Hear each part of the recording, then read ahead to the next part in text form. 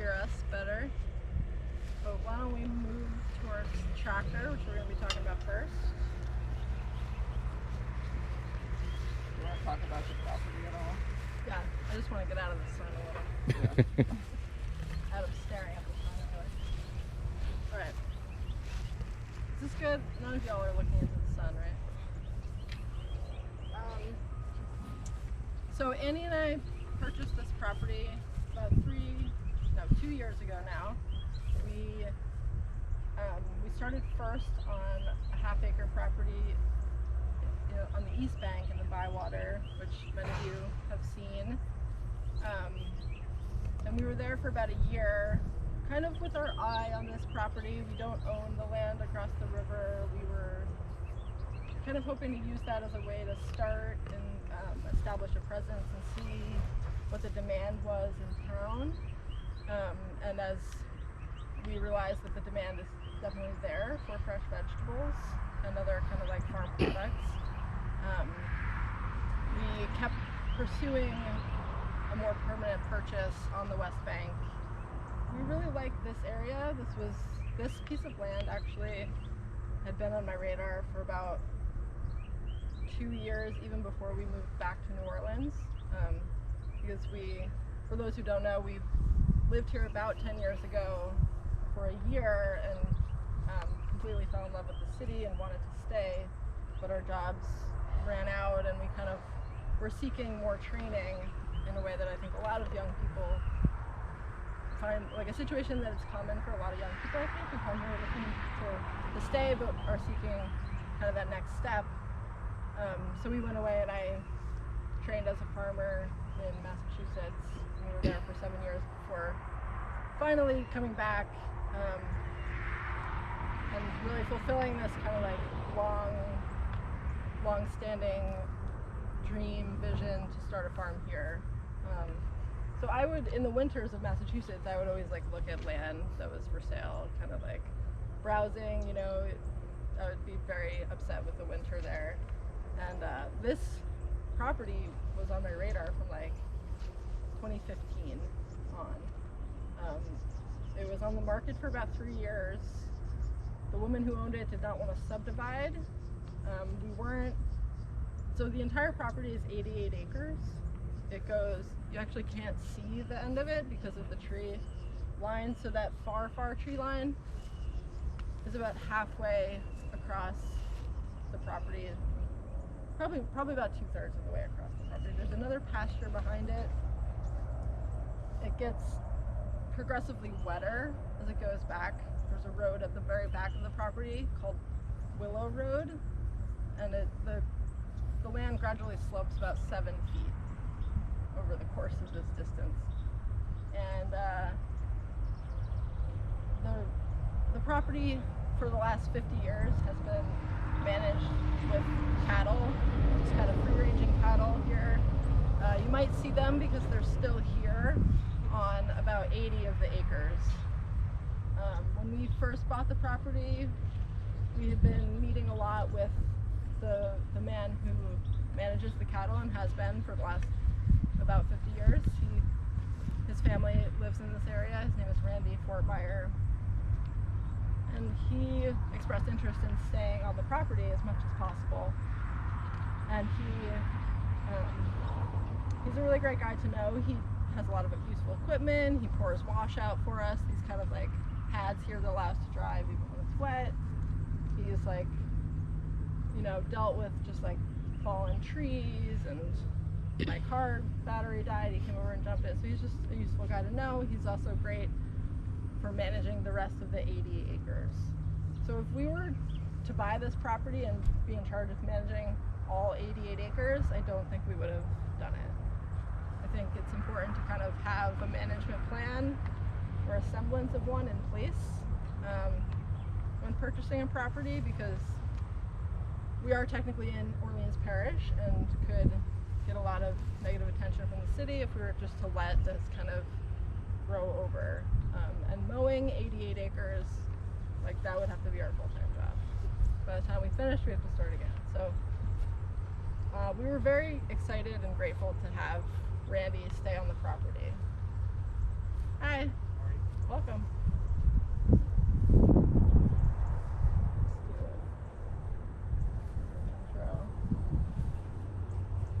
you want to just share your name and if you're affiliated with a farm or a business or an organization?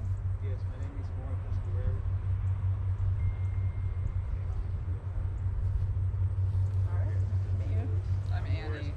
This is my dad. Great. I'm here to learn. Awesome. That's Annie. I'm Cheryl. And I was just saying this, we were just starting to talk about the property a little. We purchased the property 2 years ago. It's 88 acres in size, and we're just talking about how it kind of came with a built-in property manager who had been managing the property with cattle, and we are continuing to work with him to manage the majority of the property still. So like I was saying, we were really excited to have Randy stick around. The cattle are still on about 80 of the acres. He fenced us off about 8 or 9 acres in the front here, so this first kind of like scrubby brush line is where our fence for this first pasture section starts.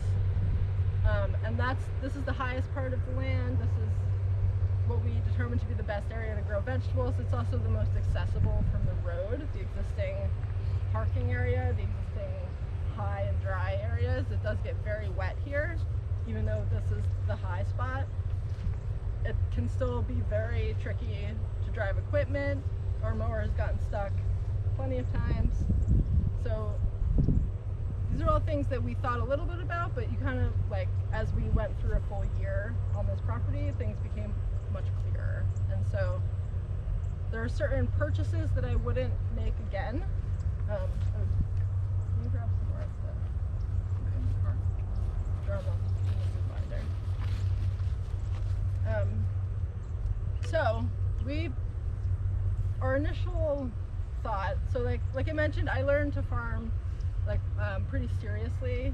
Like I worked a lot with community gardeners down here when we lived here before, but I really learned how to manage a farm in Massachusetts, and the really traditional way there to turn over fresh pasture is with a moldboard plow.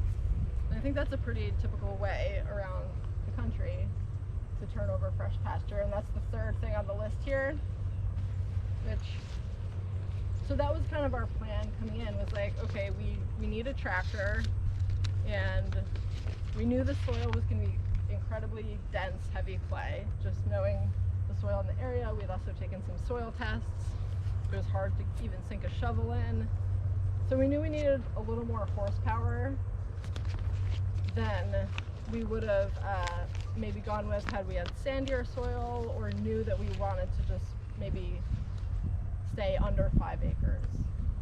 And so we ended up, after we have a farm consultant who knows a lot about equipment and soil, and so we talked with her a lot.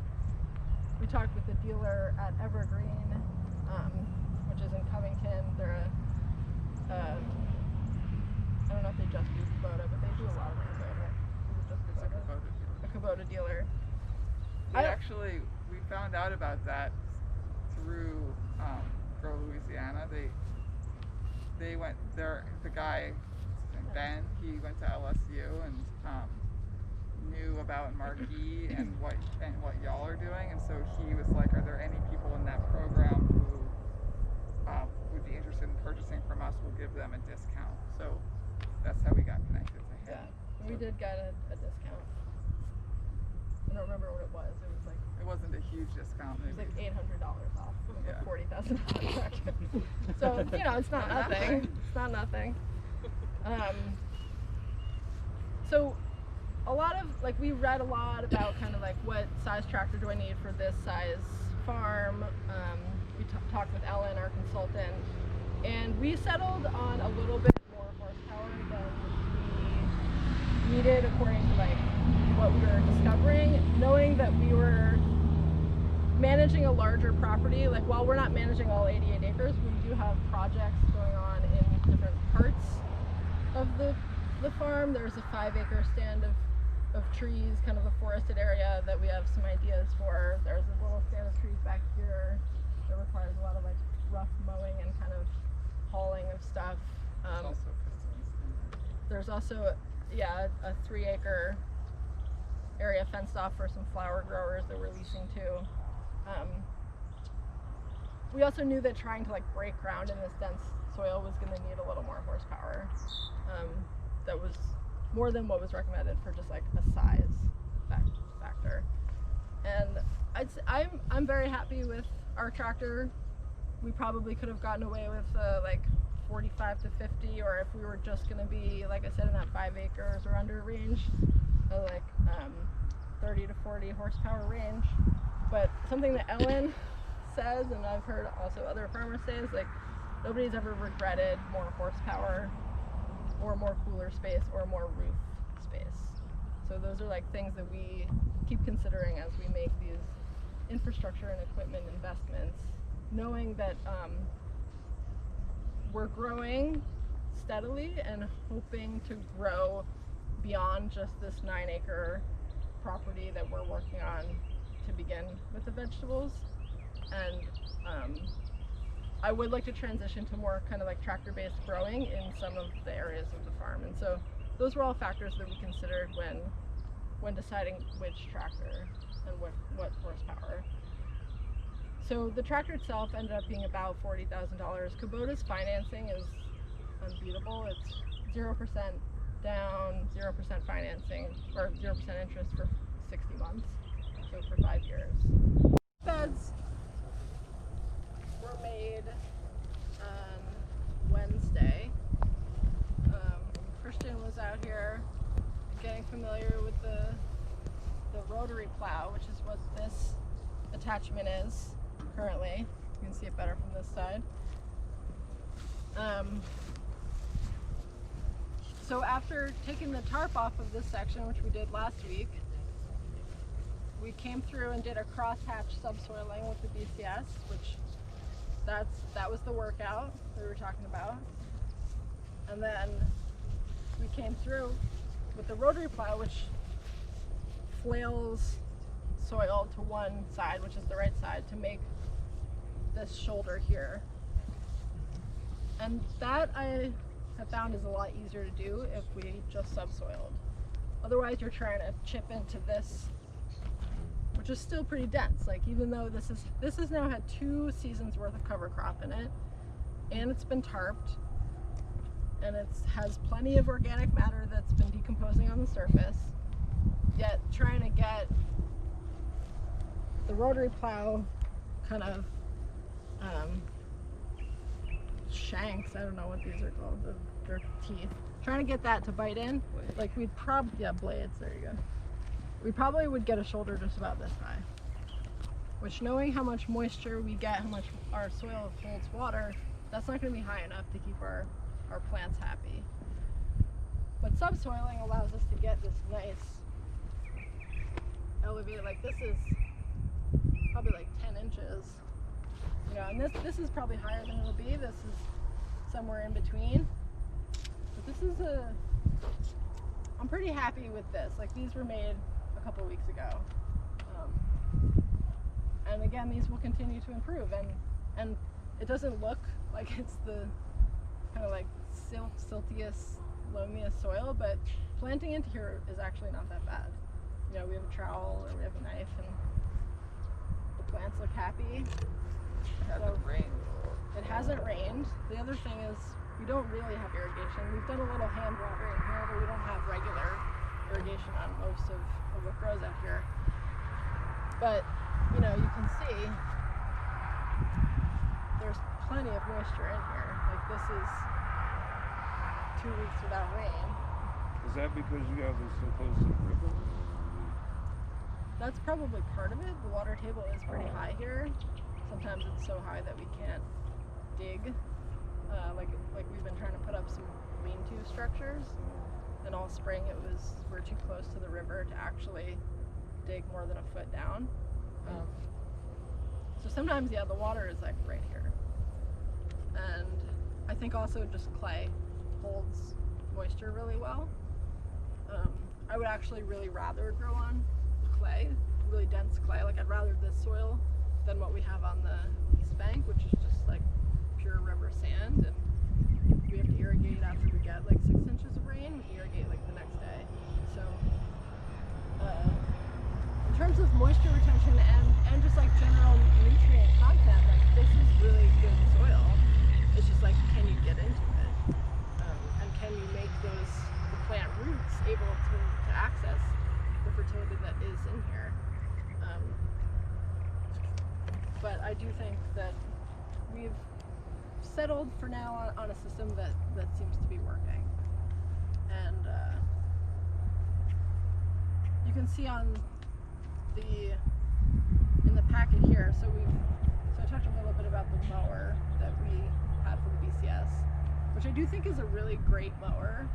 Like I love that mower. I learned farming with that mower. But it just became really hard to use. I think if you are on sandy soil and don't have to raise your beds a lot, a flail mower is a really great tool because it flails whatever it's mowing like into tiny pieces, so it makes it really really easy to decompose. It makes it much faster, especially if you are going to like incorporate it. A lot of people will flail mow and then they'll do a tillage pass with a tiller. And that breaking down of the soil happens really fast and adds that organic matter into whatever you're going to plant next. And that's just a faster process when you have smaller pieces.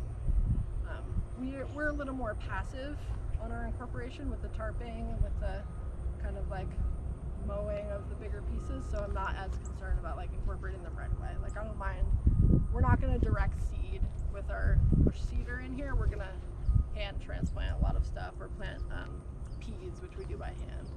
So I don't mind a little residue, like kind of like it. It's a little bit of mulch. Looks nice. So is there another step before you add compost to this? So the next step before planting we'll come through and broad fork, and then we'll add compost and plant. And we'll rake like just to kind of shape it and see if we can break up these clumps a little bit. Are you able to get a broad fork into this? Yeah. Mm-hmm. Which one do you guys have? Which broad fork? We have 3 different broad forks. The one that comes with Two. the BCS, Technically. we have 2 good ones. So there's one that comes when you order a BCS. It's pure crap, especially if you have soil like this. No, the John gave us that. It comes, I don't know why it comes with BCS. I think they do sell it through Johnny's. But it just has really like narrow, kind of flimsy tines, not really strong welding. We have a Valley Oak broad fork, which is the blue one, which I really, really like. The tines are pretty long, so you can grip a lot more soil with it, but it can be a little more labor intensive. And then we got one, I don't know what the brand is, but we got it from Earth Tools, which is where I recommend, if y'all are looking for any equipment, especially like walk behind tractor equipment, I definitely recommend Earth Tools in Kentucky. Their customer service is amazing. I did not buy this from them because I didn't know about them at the time, yet I still call the guy who founded it multiple times a year, and he walks me through issues that I'm having with the BCS. He has a series of videos on his website that's super helpful for troubleshooting. Like all of our troubleshooting happens through his website and on the phone with him. And they also sell hand tools and broad forks, so I try to get all of our hand tools from them now, and I got a broad fork from him, which is nice. I The think I've tines are seen a little. Earth Creatures. Is it? Well, it's Earth Creatures. I think it's called something creature. Oh. The broad fork itself? Yeah. Yeah, it could be. Different size. Yeah. We just got like I asked him for, I was like, we have really heavy clay, but no rocks. Like, what do you recommend? He's like, just get the basic one. You don't need like the extra heavy duty. Because it actually works pretty well on the clay. Like, once it's been worked, like Michael, if we were trying to broad fork like the pathway, that would be a little more challenging. Stop But and cold, yeah. subsoiling first, and then coming through with the rotary plow, that makes actually a pretty nice aerated bed space. And there's also a big difference between the first time you broad fork and like the second time. Now, once you Yeah. drag the subsoiler through and it busts up the soil, the rotary plow, I guess it spins on like that tilted upright axis, Yep. and it just throws soil So it off to one sinks- side. It'll sink in. We can actually do So if you want to do a demo. demo.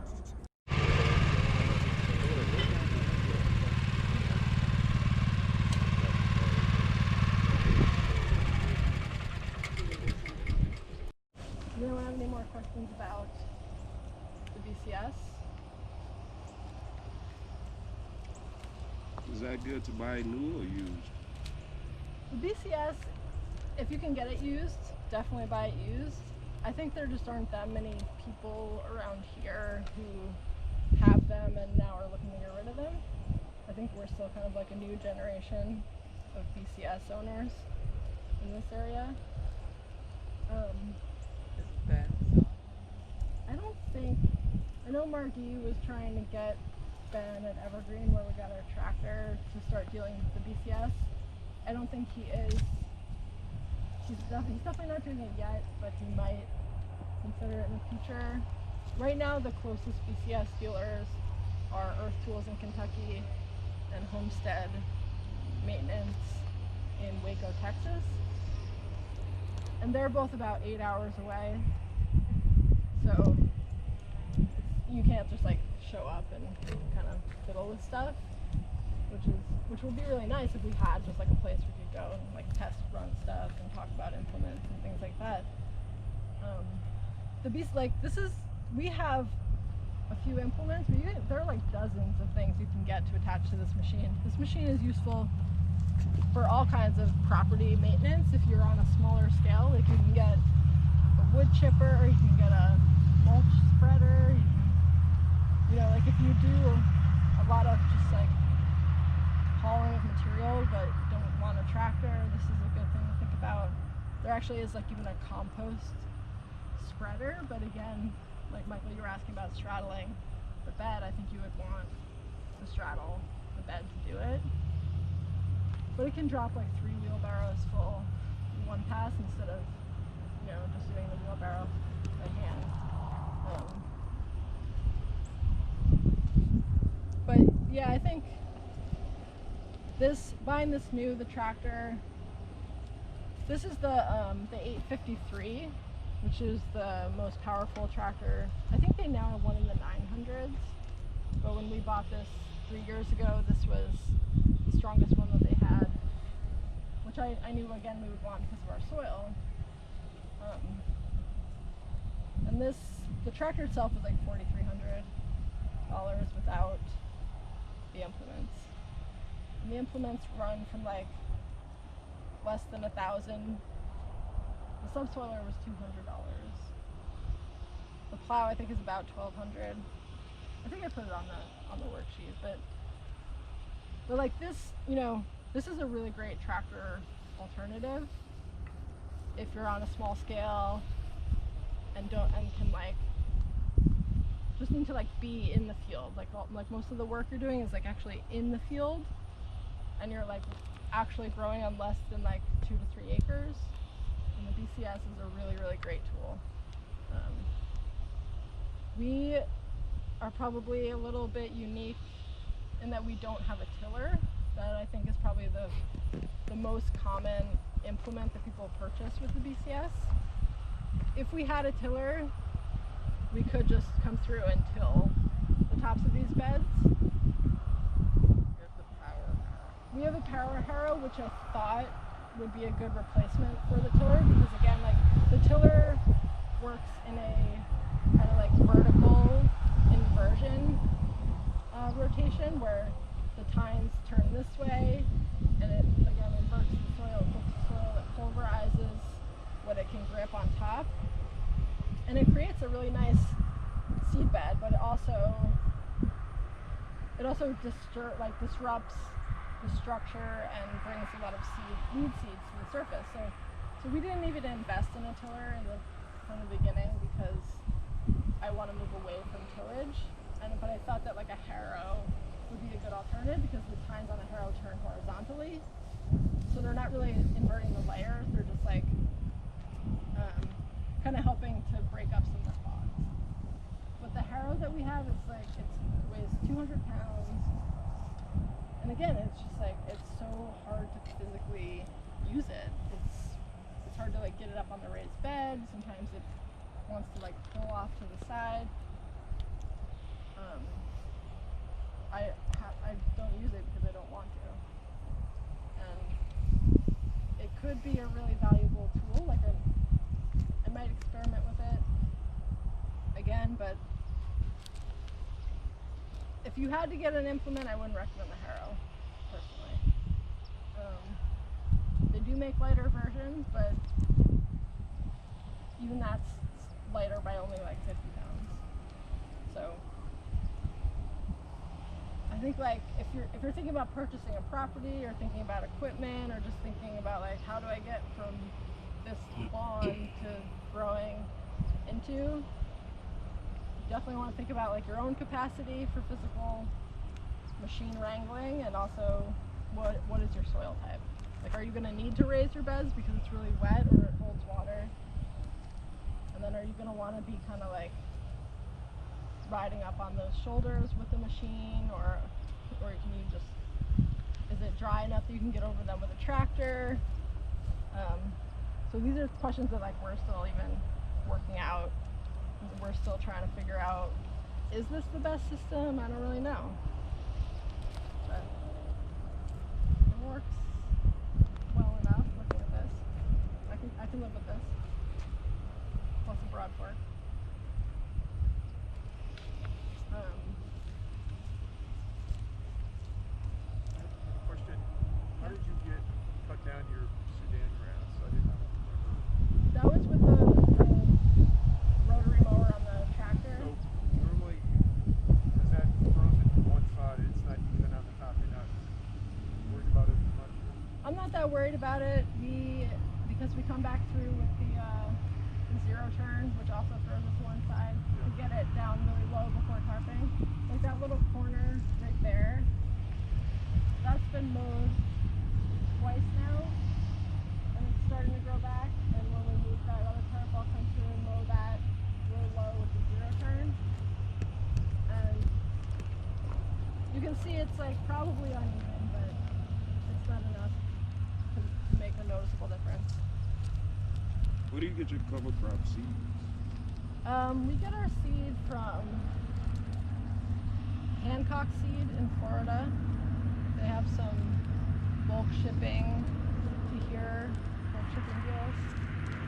And we also get it from Seven Springs Farm in Virginia. It's an organic grower supply store. So it kind of depends if we need other stuff or just seed.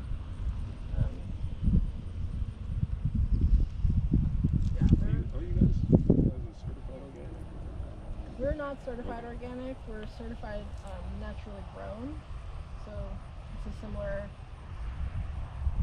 practices, but it's a pure certification. So another farmer will certify us, and we have to certify other farmers.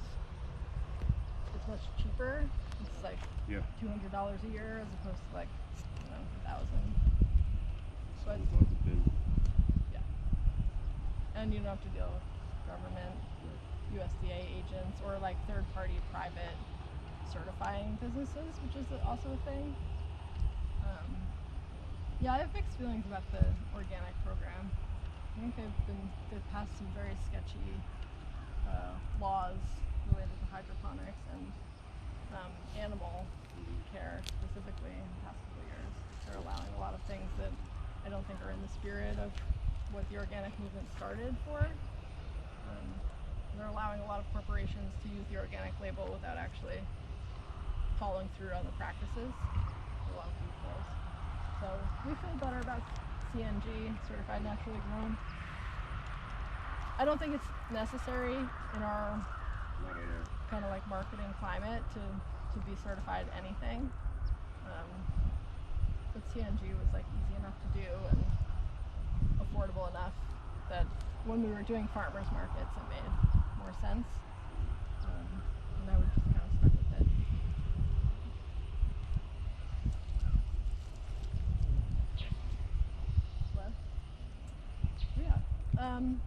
Yeah, so I can talk a little bit about maintenance. So if you're gonna buy equipment, it's good to have a maintenance plan. Equipment is tracked by the hours that it's used, not like the mileage or anything. So you're not going very far, but you're taking a lot of time to use it. So, you know, there are all these standards that like at 50 hours of use you want to do this, at 100 hours you want to do this. The tractor and mower both have hour trackers on them, so we can see exactly how long we've used that tractor for. And does anyone here actually read user manuals when you get something? Yeah, Chelsea. So that wasn't something that I really did very much. I'll be honest, before, you know, when I got like an appliance or something, I was like, yeah, whatever. Right. But with a piece of equipment, like I am very sure to go through and I read the user manual, kind of like go through, make sure there aren't any things that I don't understand that they're talking about. Especially like as a woman or someone who's like maybe unexpected to be thinking about these things, I find it's really empowering and important if I'm gonna like talk about maintenance with my dealer. Like I wanna be knowledgeable about what I'm talking about as much as possible. And so I go through and I read the manual, and I also make a schedule of maintenance and like what page you can find it on in the manual. So like at 50 hours of use for the BCS, we want to come through and check the spark plug, we want to check the spark arresting screen, we want to like clean the air filter. These are all things that are really simple to do and really like DIY, like you definitely don't need to bring it in. We're changing the oil on these machines, like all stuff that we can do, and it's all right there in the manual. It all says like just do it here. And I think as someone who like didn't grow up around cars or like didn't grow up around equipment, it's easy to feel like this, like I don't understand what's going on with these machines. So it's very easy, and you don't. It's like a free tractor. And your first payment isn't for like 6 weeks after you buy it, so you can literally just get all this equipment without paying a single cent, and then you get a monthly bill. So it's like, also I was looking back at our bills trying to parse out how much each item costs, and it's all lumped together, so I can't actually tell you exactly how much the tractor was versus like the front end loader attachment, which doesn't come with a brand new tractor, or the forks. We also have pallet forks. Those were probably like $700 or $800. But after some kind of like internet research, I can roughly tell you how much the implements cost. So we knew we wanted a rough mower with our tractor. This is just a 6 foot wide, to match the width of our tractor, Land Pride rotary mower that we use for like the really first rough cut on a pasture. So like that far pasture, you can see there's some goldenrod. We'll probably in the next few weeks mow that with this mower first, and then come back through with the 0 turn finishing mower to get the grass down to really a couple inches, and then come through with our subsoiler, which is the 4th thing on the list here. And this is kind of the method that we've settled on for breaking new ground. I got a little sidetracked after talking about the plow, but the plow did not work. We tried the plow. We actually just sold it to someone in Massachusetts, and I sent it home with my dad, who my parents were visiting. We loaded it up into their SUV because I don't want to sell it to anyone here who has heavy clay soil, because I don't think it's the right implement. And there are also issues with plows. You wanna tell the story about it? Yes, okay, so this was a very discouraging thing. I was just kind of going forward with the way that I knew how to turn over new ground, which was with the plow. And we plowed like one strip in this field that we're now growing in here.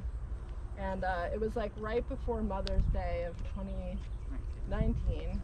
And I don't know if y'all remember, but we got like 8 inches of rain on Mother's Day of 2019. So like that Friday, we had just flipped over our first plow pass, and it didn't quite work. Like the soil didn't quite all flip over. It was just like really, it had a hard time getting into it, and it didn't feel like it was going very well. We only did 2 passes because I was like, I don't think this is right. And we came back on Monday after Mother's Day, and it was just like the little ditch that it made was just standing with water. And that water was probably there for like a week. And I sent a picture of it to Ellen, our consultant, and she wrote back this kind of lengthy email that was like, I just want to be honest, I don't know that this land is suited for growing vegetables. Like, I don't think, like, I want you to consider other options. And that was a real blow because, you know, we have a lot of ideas for this land, but growing vegetables was kind of like the central focus, you know, and that was going to be the first thing that we were going to start with. And so that was really discouraging to hear, and I'm glad that we didn't. I was like, you know, I'm going to try a few other things. I don't think you're quite right about this, but I also hear you. And she's coming from a more traditional turning over of the fields also, and so that was useful to see that didn't work. I mean, it wasn't something that I wish we had actually done because it was expensive and a pain to do that. We did end up plowing the rest of the field because we at that point didn't have an alternative and wanted to get our cover crop in for the summer. So we plowed it. It was very rough. It did not look good. And we rented a disc from a nearby tractor company that we ultimately ended up buying a disc from because we were just renting it enough that it made it worth it to buy it. And that's the disc is on the second page. And that kind of like helps to break up the clods, but again, I don't think it's the greatest implement, but it worked enough to get our cover crop in. So we just like threw cover crop out before we were leaving on summer vacation. I had very little hope for it, but when we came back in August, it was like 8 feet tall. It had grown beautifully. It gave me a little bit of hope that we could grow vegetables here. And so that was last summer. And so once our cover crop comes up, the next strategy that we used was to mow with the tractor, get that rough cut, and then we came through with the 0 turn again to get it lower, and then we tarped sections of it. So you can see that's what we're doing here. This field also had cover crop in it over this summer. This was us expanding into this next acre. And once it's tarped, that's kind of like elevating to that next jumping off point for actually making beds. I'm sorry, excuse me. Oh no. So it's did okay. you use this tractor to plow, or what Yes. did you use to plow? We used this tractor to plow, and And you rented this also. and to disc. Yeah, that's a good question. And that's when I was really happy to have that horsepower with plowing. Even like as bad as it was, it would have been worse if the tractor was not as strong as it is. And what size is it? The tractor Yeah. is a 63.5 horsepower. It's an M6060. And I think, There's 2 different series. There's the L and the M, and the M is yeah, the M, this is like a low M, or it would be a high L.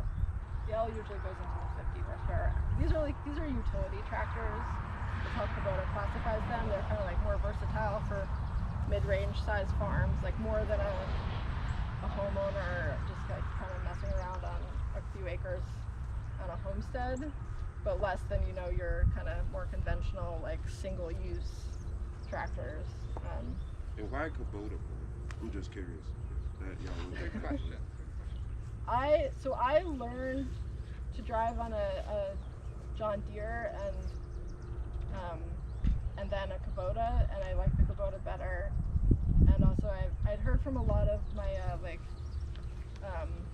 female or other like smaller bodied farm peers in Massachusetts that John Deere tractors were a little less ergonomically friendly towards smaller people, and I just always liked Kubota, had good experiences with them.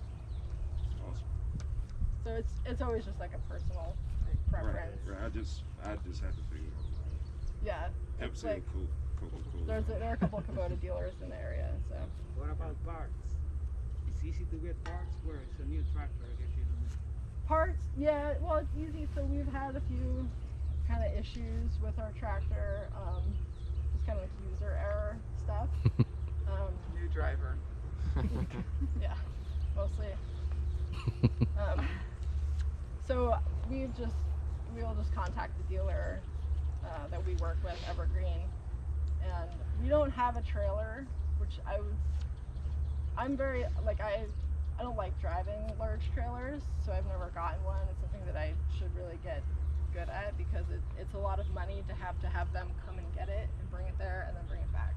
Like the actual work that they do on it is not that expensive.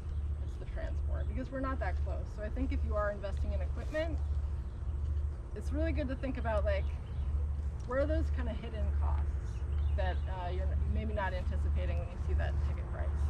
Like, yeah, if you need service or parts and you're in a rural area or even just kind of an awkward area, like this isn't rural, but it's not that close to where we need to be in order to get it serviced. We have a couple of like smaller, more yard kind of tractor-y places around here where I could get advice or like have the BCS service, like that's useful. But this tractor, we have to send it something. I also find like the used tractor market is usually pretty good, but it's like they're often pretty expensive. You know, I feel like you get for the financing that you get with Kubota, it wasn't like that much more appealing to shave a few $1,000s off of a used tractor in the same kind of class as this one for us. There aren't as many farmers in this area using this size tractor, so we weren't able to kind of find after searching a lot. We found like a few things that could work, but weren't exactly what we were looking for, and then it just felt a lot simpler and more straightforward to go through And the then dealer. you get the service And the service and the insurance through Kubota.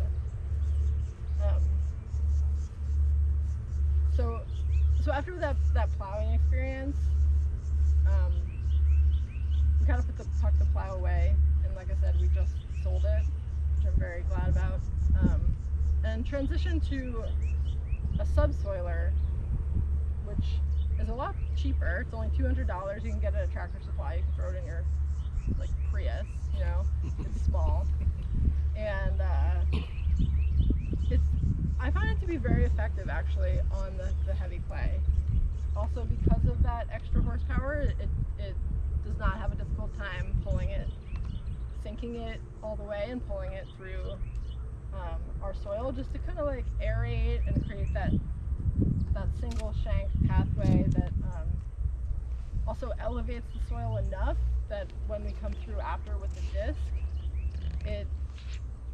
it's enough to rough seed a cover crop because there's enough like turning of the soil without actually like flipping it over, which is something that we're trying to avoid. I should have mentioned we're trying to be like pretty low till and moving towards no till because of the kind of constant erosion. I'm just gonna like bring it in. It's doing something funny, but I think like checking the manual and also YouTube have all been very valuable resources when troubleshooting or just trying to do basic maintenance on the machines, which saves us time in transporting it and also a lot of money, and so we do something that we could have easily done ourselves. So I think it's important to just familiarize yourself with the terminology, with the tools that you might need, and also just be prepared to learn a lot about your machine, because things break down with every one of these machines. We've been on the phone with people about something that was happening to it. I'm also not afraid to just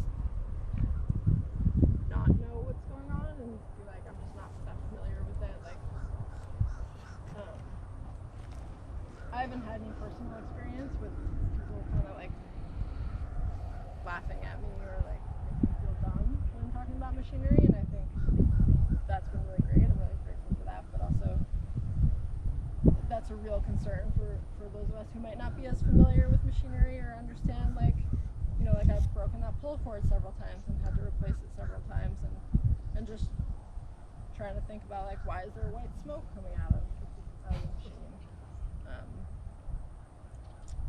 I think I've found it to be just very empowering just to call and ask and talk to people about it, and watch videos and kind of get in there and mess around with it. Like, you know, take the blades off the plow and sharpen them on a rainy day. Like, I don't know, it's like I'm not that interested in the machine, but I think it's a necessary part of farming, of running a business, is like just being familiar enough to know when it's time to bring it in and when it's time to just like have a half day where you take it apart. Good internet access so you can watch videos. Call Joel at our schools, have him walk through it. It's not as hard to understand as it might seem. Has been what I've learned about it. These are kind of designed to be able to work on yourself to get everything, I would say. Yeah, these are very much designed to be fixed on farm and to be tinkered with on farm with some very basic tools that you can just get at AutoZone or like a Lowe's or something like that. The tractor is also, I mean, it's bigger, but it's also very fixable. Easy to access. You know, most people who buy a tractor aren't like experts at fixing it yet, so when it breaks, that's when you become an expert at fixing it. Alright, well, we can, the only other tools that I put on the chart are just like more of our hand landscaping and forestry tools. We're big fans of the Ego brand electric tools. So we have an electric push lawnmower, an electric weed whacker. What? Battery. Electric battery powered, and an electric chainsaw or battery powered chainsaw.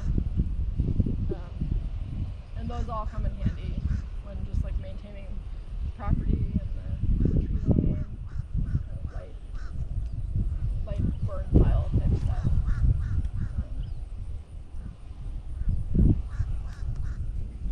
Cool. So if anyone wants to try the BCS, I'm not gonna have you plow. That's intense. I can put the transport wheel on because the plow is a good balancing act for the machine. If anyone wants to just get familiar with the controls or anything like that, I can bring it out into the side yard and people can kind of just like walk around, go in reverse, kind of get a feel for it. Otherwise, do y'all have any other questions? Check out, it's got a diff. Yeah, there's more implements over there. And inside the shed, we've got some other DCS implements, the flail mower and the power harrow. Yeah, the ones that, You want to take a if look? anyone wants to buy a Power Harrow. How much are you gonna sell for? We don't for like have one yet. 1,500. What? We don't have one yet. Do you want one, Carl? We actually, it'd be nice to have one. Yeah, see, we have the flail mower, we have the tiller. We use Yeah. the tiller a lot. Yes, please bring it. We'll have to see what we can do. See if we can pick it up. Yeah. Yeah. No, I would be happy to get rid of it because breaking down the tillage causes in soil, and also just because like it's often too wet to get in here with a tractor. It's only a few times a year that we can really like use our tractor on our full fields rather than kind of around the perimeter and doing mowing and stuff like that. So I don't want to be dependent on my tractor to like turn over beds and things like that, because that compaction is just, it's really horrifying. It's very fast, and it you can see there are areas around the farm where it was too wet to even drive the tractor on the field edge, and we just have these ruts that would be impossible to grow into if that were our field. So for our system, I think we've settled on this for now. I should have put on here that my kind of dream implement would be a no-till drill, where you can kind of just seed directly into a pasture without having to turn it over and having to expose that soil to get that soil to seed contact, because it can just kind of cut a strip into the residue and drop a seed and kind of make that seed to soil contact all in one pass. And if I had one of those, I would seed all of my cover crop that way, and I would seed like 20 acres of it, because it has really good germination because of the precision of it, and it also, yeah, Carl. You know, Galen Iverstein has one. Who? Galen Iverstein. Up in Galen Kentwood. Iverstein? Yeah, Galen. He's a livestock farmer. He has one. Where is he? He's in Kentwood. Kenwood. Yeah, Galen. I think he still has it. He bought it in Mississippi. Does he rent it out? He has. And he's, deliver it? He's getting away from that. He has a butcher shop in Baton Rouge, so he's actually getting away Okay. from the farming side. So. Ooh, does he want to sell it? I don't know. I haven't really talked to him in a while. Okay. So yeah. All right, well, maybe I'll Just- get it. yeah, just think about Something, it.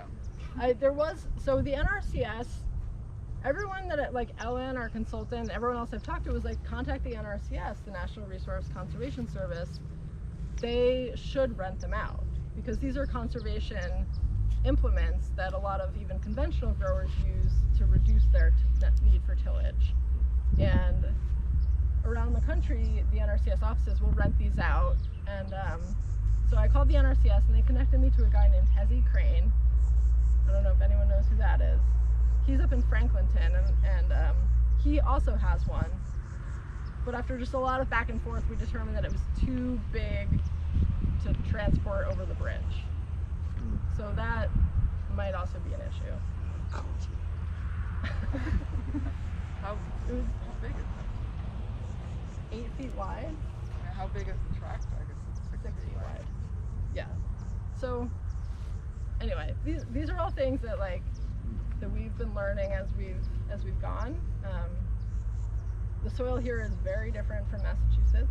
There is heavy clay in Massachusetts, but what they consider heavy clay is nothing like I've seen there is anything like this. Probably also because just there's constant moisture here, and so it's like the clay always kind of feels wet. You know, like sometimes that surface crusts over, but underneath it's still just like this dense brick of clay. Yeah, Rome. So the subsoiler and the plow actually have two different functions. Yes. The plow turns it over, and the subsoiler does. Yes. Okay. Yeah. Sorry. So the plow acts like a scoop. It kind of like digs in, and I kind of wish we still had the plow just so you could see it, but I'm also glad we've got it. So it's kind of curved. It's a curved blade, so it scoops, and as you go, the action of pulling it flips over a section of soil that's the width of the plow blade. And so you can get a single bottom plow, which is just one scoop, Picture of what it or you can get like a 2 or 3 bottom, or even like large farms can have, you know, multiple plows. And they're pulling it behind, and they're just flipping, inverting the first kind of like 8 to 12 inches of soil. The subsoiler is just a single shank. This is the That digs subsoiler for in. the BCS, but you can see the tractor one over there, it's just slightly bigger. Yeah. So this doesn't flip it over, but it does lift it a little, just the action of displacing that space that it's taking up will kind of, yeah, like push it out a little and make it a little bit bumpy. You can actually see, like, this field right here beyond where these plants are planted, this kind of like empty area where the BCS is, that left section was subsoil, the BCS. And so you can see it's like a little bit bumpy and raised. And so on a new on like a freshly mowed like cover crop or pasture, doing the subsoiler will loosen it up enough that then running a disc through it, afterwards it will almost look like it's been plowed. This is what the plow did. Is that the plow? So on a typical bed, are you making multiple passes back and forth with the subsoiler before going over it with the disc, or does it take just like one dig through, or how does it? So we're not doing this on beds Oh, quite yet. okay.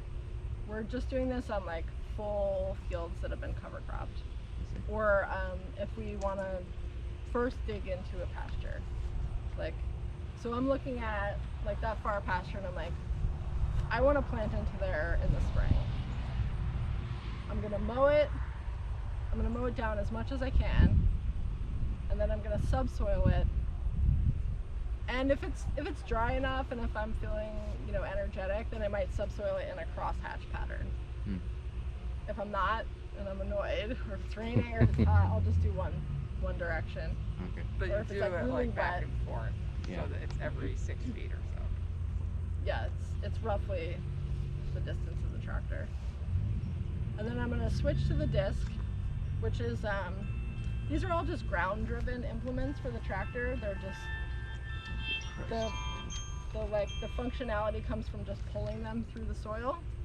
And so the disc is just a series of heavy metal discs that are in parallel with each other and kind of at different angles in their little section of the implement, which you can kind of see on the second page on the top. And that helps to just break up those clods that are brought up by the subsoiler. So you're essentially introducing air and trying to create a surface that is more soil than grass, so that anything we throw down there to seed for cover crop will make contact with soil in a way that will allow it to germinate. And the reason we use cover crop is because we're trying to grow a lot of biomass, because our soil is really heavy clay. We're on this kind of like long-term strategy to constantly be adding organic matter to it. So just like any material that's going to break down and make our soil less dense, less like brick-like. So we grow these cover crops, and we grow specific cover crops that just grow big and outcompete weeds, because we also don't want tons of weeds growing in our pasture and going to seed. So we grow these big cover crops. Like in the summer we grow tons of Sudan grass, which is what you see back there. That's actually been mowed, and that's regrowth on our cover crop from the summer. That looks like corn. It's just Sudan grass. It grows very fast. It grows in very rough conditions, which we learned after our incident with the plowing, and feeling very not confident that it was going to germinate. But it did, and it grew beautifully. And so now I love Sudan grass. I'll grow it every summer. And when we mow it down, it's basically just like straw. Like the residue breaks down and becomes this kind of like mulch on the beds, which is really nice, because as that breaks down, it creates a lot of like great Yeah. new soil. You can see that pasture that's just been broken into has that straw. Yeah, and it was even denser than that before we came in and it subsoiled it. So this is kind of our way of incorporating organic matter into the soil without having to till it aggressively and really like forcing it to become that like plantable, kind of workable, tilty soil. This is our slightly more passive but still disruptive way. Like we're still having to do tillage. Like subsoiling is still tillage. We're still disrupting the soil structure. Disking is definitely still tillage. But we're trying to do that as little as possible to get to a point where we can then have permanent growing beds, which is where we have kind of gotten to here. So this acre here we broke ground in after cover cropping last August. That was when the first actual vegetable plants went into the ground here. And throughout last year, we kept building beds, and we did that with the BCS. So once we have our full field prepped and cover cropped, then we bring in our tarps after mowing down that cover crop, and then we'll untarp it, and that's when we use the BCS. Yeah, bro. So, does the sorghum grass go to seed, and is that a problem when you? It does go to seed. I'm not as concerned about that. It hasn't been much of an issue. Because once you cover it, I mean. Yeah, once we tarp it, anything under that tarp is gonna get dealt with. And I don't mind a little Sudan grass popping up. There are certain cover crops that I wouldn't want to go to seed, like rye.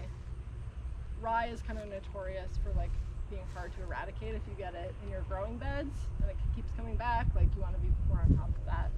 But we haven't had issues with the Sudan grass. I'm a little more lax about letting stuff that I like go to seed than other growers. Some growers are very kind of like on top of it, which I totally respect. But like that's not where my energy is right now. So we're a little less kind of strict about that. So the reason that I use the BCS to make beds instead of the tractor, like a lot of people would just keep using the tractor, you can get a bed shaper, is that it's too wet. Like I was saying, it's just, sometimes it's too wet even for the BCS, but we still use the BCS because we can. But like, you know, I was training our apprentices on using the BCS on subsoiling, and Kyle and Chelsea had the pleasure of subsoiling soon after we pulled the tarp off, where it's still pretty wet. It was, the moisture had still kind of been hanging on, and that's just like, it's a beast. Like you have to really, the BCS should just be able to pull that subsoiler through when you're kind of just guiding it. It should be this nice sunny day, you know, beautiful thing, but you have to really like fight with it on this soil when it's wet. And then a few days later, Christian did it, and it was a little nicer. I had Chelsea try it out just to compare, and right, it was like night and day. Yep. Like you could almost get to that point where it's kind of just guiding you. It's still a workout, but it was more pleasurable than having to like lift it every couple of feet when it gets kind of bogged down in that clay. And is it adjustable, or once you The set subsoiler? it? Yes. This is not adjustable on the depth. That's really just a manpower thing. Like you're lifting it if you want it to be shallower, or you're trying to push it down if you want to get it as deep as you can. You can adjust it kind of with the drawbar if you want it to be like offset from the wheels, but that's really the only adjustment. So I would say, like, if you're thinking about a BCS, which I think is a really, really valuable thing, and if you're, what? I know you could Your question? I just was gonna ask about like the plowing and like what's the traditional benefit of that? Is it just like seed to soil contact? The like The plow, single like bottom actually plow. like flipping it. Yeah, so traditionally it's like the way that you expose that soil so that your seed can have a surface to grow on or grow in. And that's like how I learned to do it. That's like the traditional way that I know is like, and that's kind of like when you think of like your old-timey farmer, they're like, they're out there with the plow, right? You have like your horse-drawn plow. It goes, like the plow is something that goes way back. And only recently have people started to think like, maybe the plow isn't doing great things to our soil because of that plow pan that we had talked about a little bit, where like you keep plowing to the same depth, you're making that compaction in the same spot with every pass, and because you're in this system where you're kind of having to do that every time you want a new bed or you want a new growing space, that repeated stress on that one like spot right where the plow hits, you're going to get compaction that's hard to penetrate with roots, that's hard to have that soil microbial life like travel through.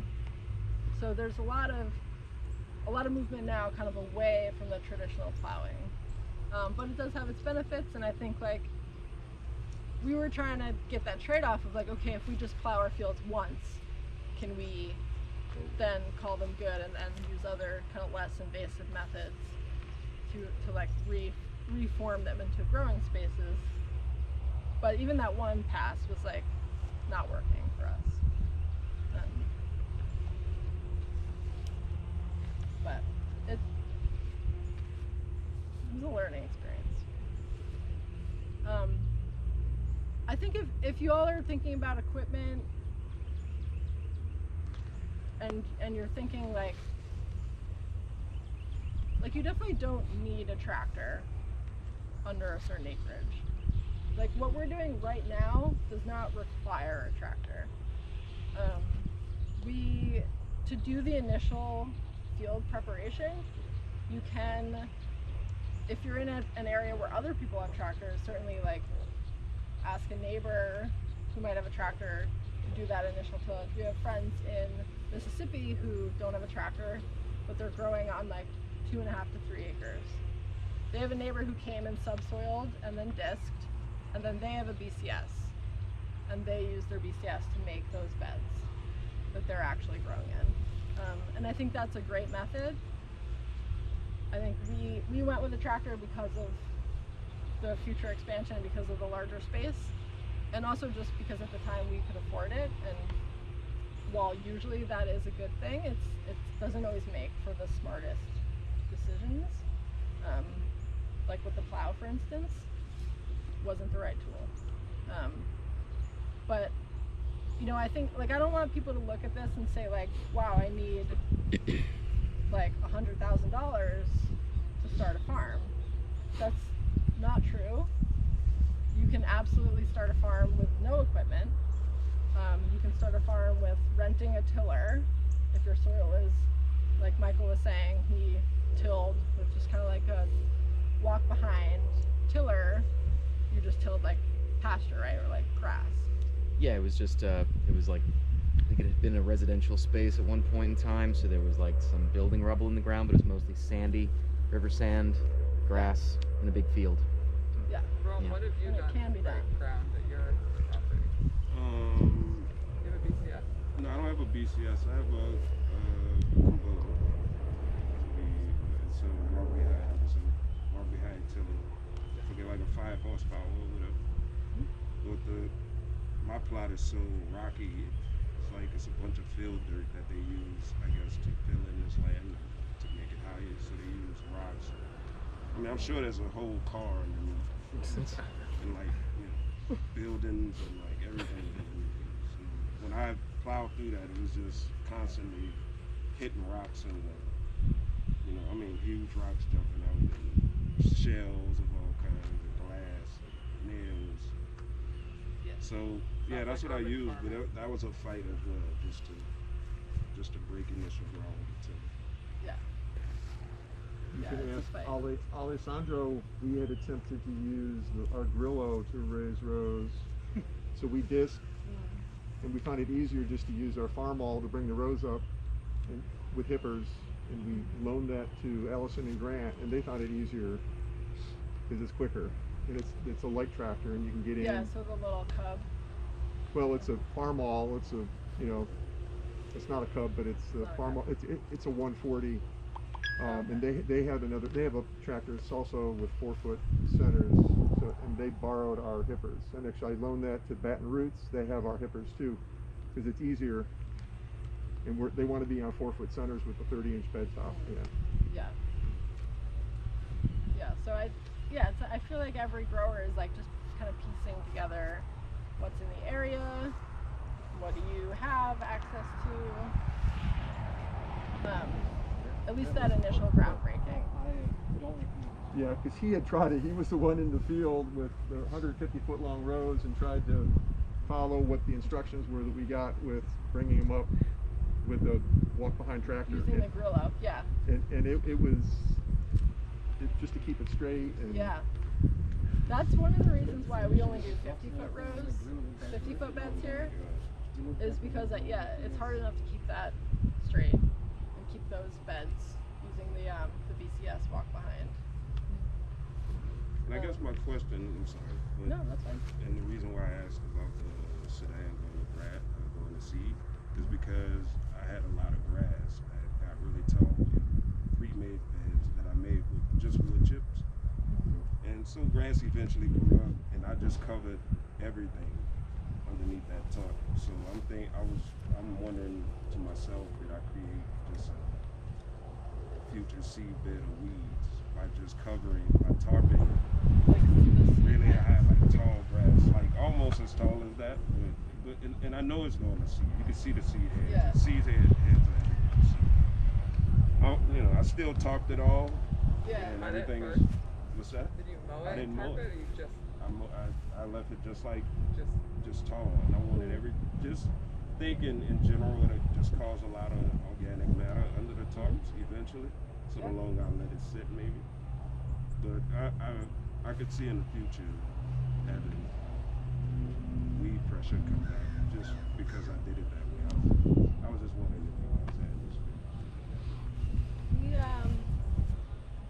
You might have some weed pressure. Yeah. We've had some, but it hasn't been that crazy. I don't know. I feel like we also, once we uncover, we add a lot of compost on top. We have composted horse manure that we add also to help with the just like texture of the soil. Our soil is pretty fertile, but getting that fertility to be available, because it's so dense, like we're just trying to kind of like mix it and loosen it up. So that also acts as like a mulch sometimes, helping to suppress those weed seeds. But we definitely have weeds. I don't think we have a lot of Sudan grass that we have. I think it's more of like this kind of pasture grass still. Do y'all have any other questions? Definitely feel free to ask questions as we go.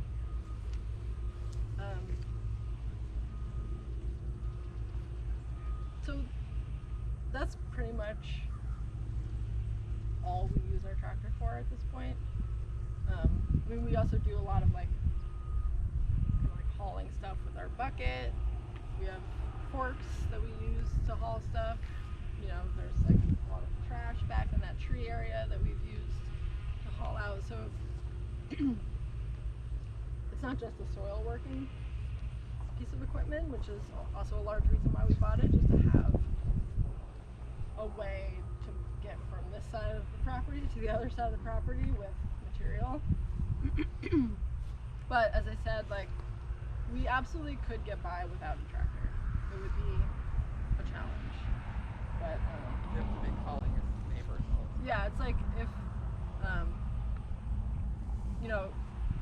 calling and renting a tractor from a neighbor or paying them to do it definitely works, but then you're on someone else's schedule.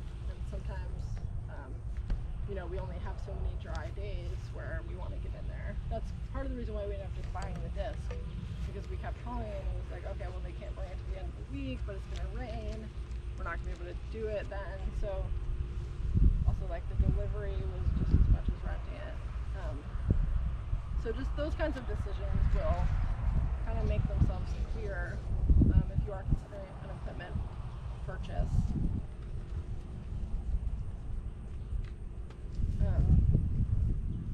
The zero turn, this you can definitely live without, but it's really fun.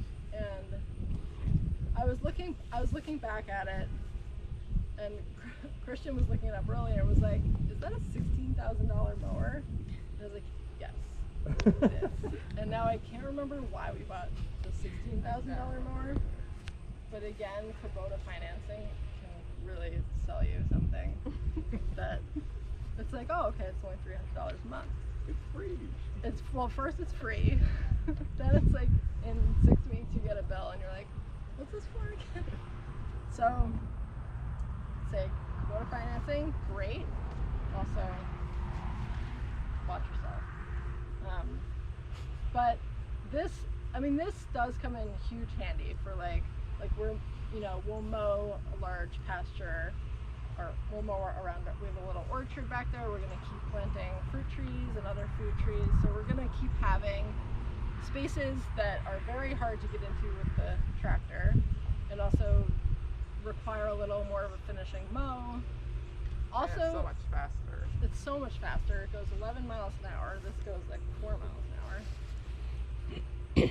Also, we did get, I think the reason why it's so expensive is because we got a 60-inch deck so that we could straddle our growing beds and mow crop residue before tarping. Which we do when it's dry enough to get in there with the zero turn. What we had been doing previously was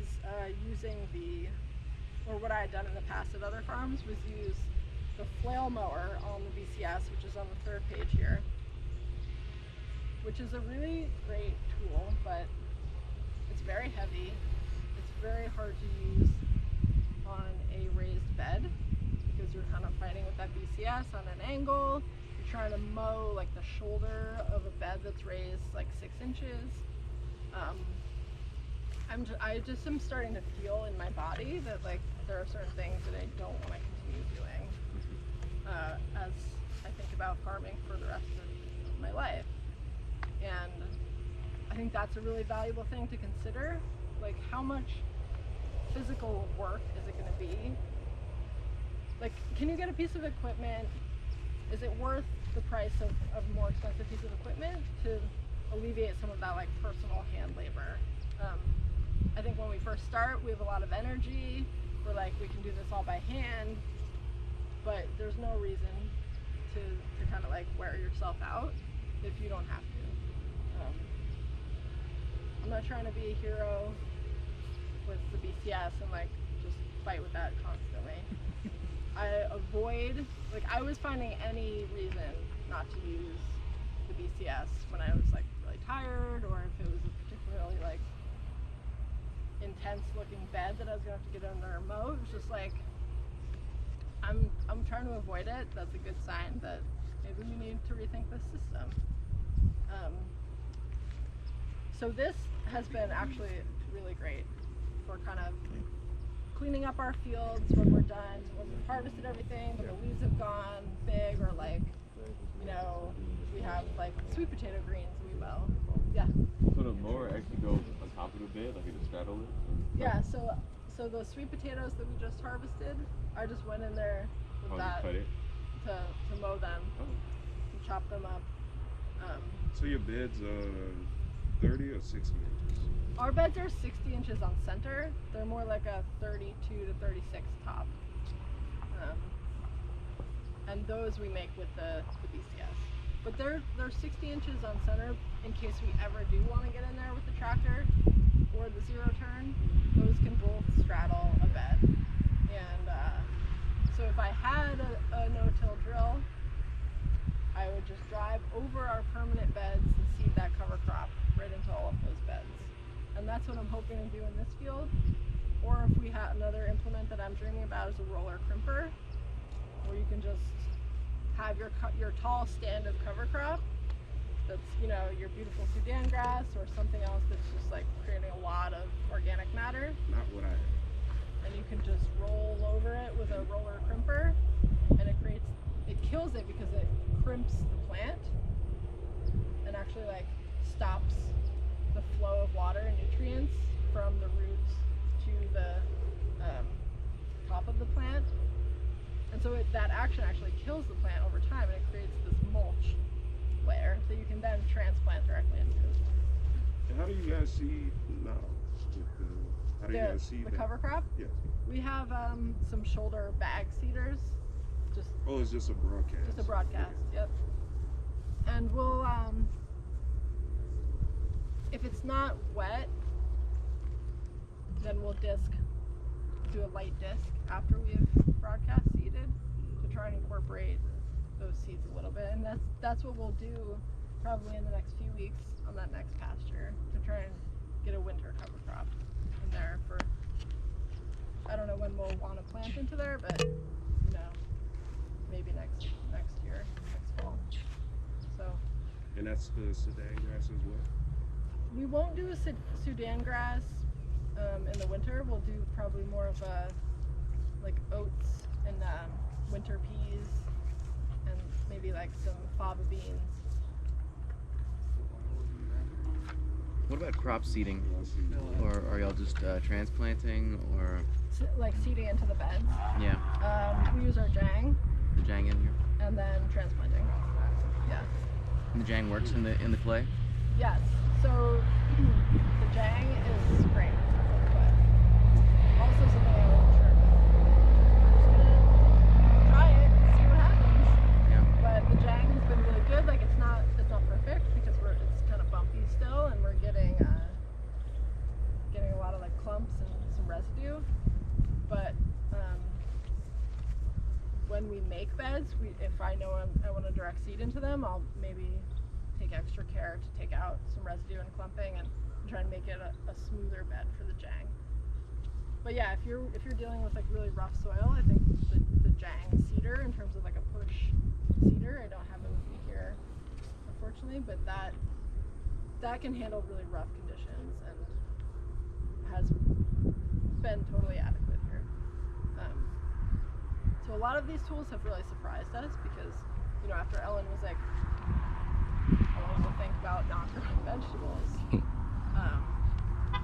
we had, kind of love hopes for these things, and we're happy to see that they actually work pretty well. And as we're continuing to grow in this soil, the soil is getting a lot nicer to work. Like, beds that we've been growing into will come in and broad fork them, and they're a lot easier on broad forking, or we'll come and transplant into them. They're a lot easier to dig into.